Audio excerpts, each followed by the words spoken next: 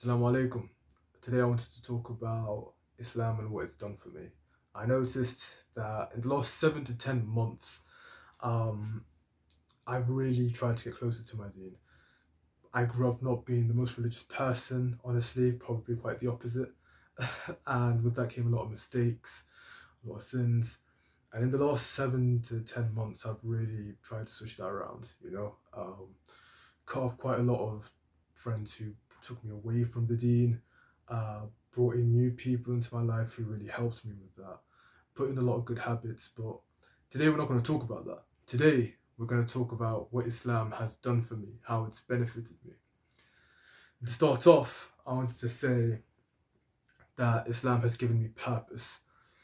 It wasn't always my main focus, and by the way, just to say, I've got my script up here just to help me reading it out.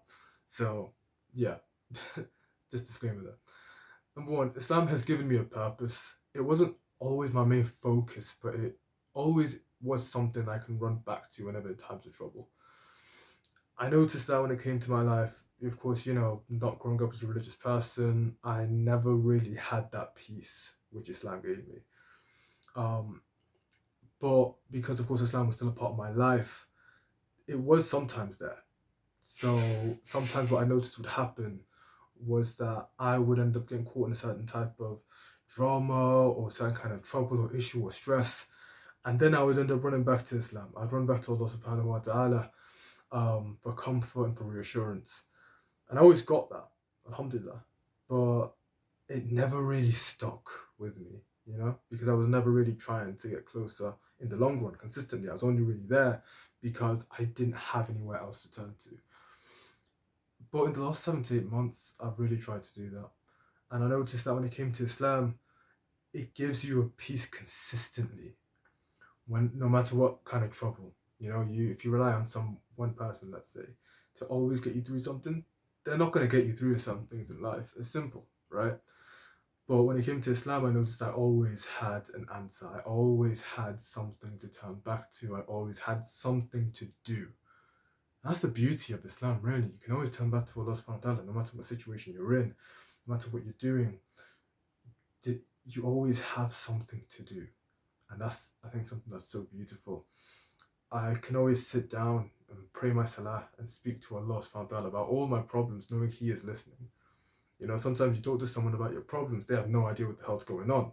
The only reason why it makes you feel better is just because someone's listening. But why do that when you can just talk to someone who knows your problems inside out and knows exactly how to get you out of it and can get you out of it? And that's exactly what I find when it comes to speaking to Allah subhanahu wa ta'ala about my problems. And alhamdulillah, it's really helped me out a lot. Number two is direction. I know who to look up to, what is right and what is wrong. And I could go into a whole rant about morality, but to keep it simple, it had been incredibly useful to know what to aspire to. So just for example, what is a man? I grew up, I'm a 17-year-old, right? And of course, one thing that's plaguing every single friend group I'm in, and every single one of my flipping mates, right, is, what is a man? What does masculinity mean, right? Is it a guy who just let all his emotions out and cries absolutely anybody, or is it the guy who doesn't show any emotion under any circumstance and just is aggressive and like, what is masculinity? And that was a question that ran through my head a lot when I was like 15. And I can't lie, when it came to that question, it was really difficult for me to understand what masculinity meant. I was always a quieter kid growing up until I was maybe in secondary school, midway through, and I started getting a bit more louder. Turned to college now, and I'm over here recording videos for YouTube. So you can clearly see the difference there. But one thing I noticed though was that when it came to the question of what it means to be a man, it wasn't I I wasn't the only one who's affected by a question like that. Sisters are also affected by a question like that. What is a man? Because at the end of the day, that question depends, well, not depends, but it's a factor of the kind of man who they marry. What defines, what is a woman? Not in the sense of the actual biological sense or gender specific sense. That's a whole other topic. But I mean, as in, what is a man? is exactly as I said earlier, emotional, can control their anger, super aggressive. What are the traits of a man? And not even just that, but also when it came to role models, I noticed that when it came to a lot of us, our role models came off of social media, rappers, uh, athletes, etc. Right? But all of them don't. A lot of them don't really have good morals in a sense. A lot of them kind of advocate for a lot of stuff that isn't actually going to help you in the long run. You can't be listening to flipping Kendrick Lamar, Drake beef, and be expecting to learn life lessons from that. You know what I mean? I mean, maybe I don't know if you flipping listen to Meet the Grahams, but point is that when it came to my dean, I realized that it always gave me a blueprint to fall back on. When I didn't know who I wanted to be or what I should do, Islam always gave me an answer to that. When I didn't know what career I wanted to go to or what kind of subjects I wanted to do for A levels, Islam always helped guide me in some kind of way. I don't think we realize actually just how much Islam could guide us when it comes to this kind of stuff. Um, Even when it came to like going to the gym, right? I don't have a lot of motivation when it comes to that. Islam gives me that. The stories of the Sahaba, the stories of Umar ibn al-Khattab, the stories of Khalid ibn al-Walid, like the stories of all these men, and the type of strength they had type of strength they had in battle, the skills. Ali radiallahu anhum. I mean, I can keep going on and on and on. Even when it comes to Abu Bakr as-Siddiq, when it came to business, his knowledge in business and finances, like this kind of stuff. I think it was Abu Bakr, if I can remember correctly. But when it comes to this kind of stuff, it's exactly the kind of things that give you the blueprint when it comes to this dunya, and then also when it comes to the akhirah. When it came to, for example, if I think of an example quickly, what to do in my spare time. Right, if some friends were asking me to go out, get into some trouble, I'm like, okay, I'm not gonna exactly do that, But of course, there are some people who may do that because they want to seek some kind of attention, some kind of family, some kind of audience, some kind of attention, or even personality. That's one of the biggest things I see in college, at least. There's a lot of people doing things and being a part of a certain group because they just don't have a lot of personality to begin with. So they kind of form their own personality based off the people around them. And because of that, you see a lot of people come into college and they become completely different people. They become people who you never expected them to become. And that's not in a good way a lot of the time. And I feel like Islam really helped me, guide me to not going down that wrong path when coming into college, and instead influenced me to become um, someone who's trying to strive to be on the right path. And I'm really grateful for that. And number three, it gives me peace. I used to be involved in a little bit of drama when I first got into college, and every once in a while, someone will try and drag me back.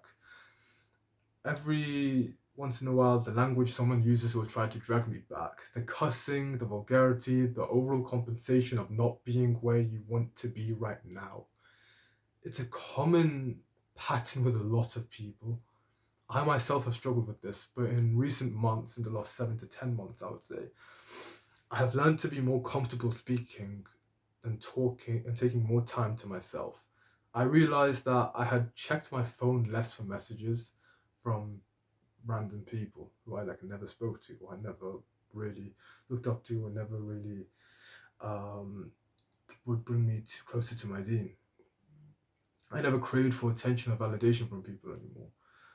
And that's because the only validation that really matters is the only validation that will matter once I pass on and when I pass on.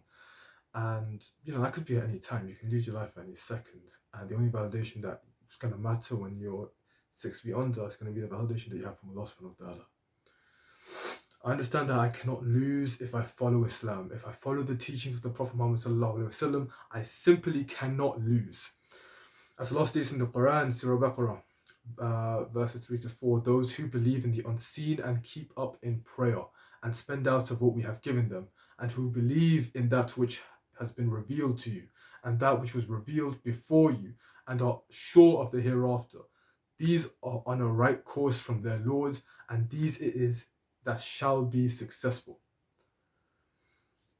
Of course, in saying this verse, what essentially it means is that when you follow on the right path, you cannot lose.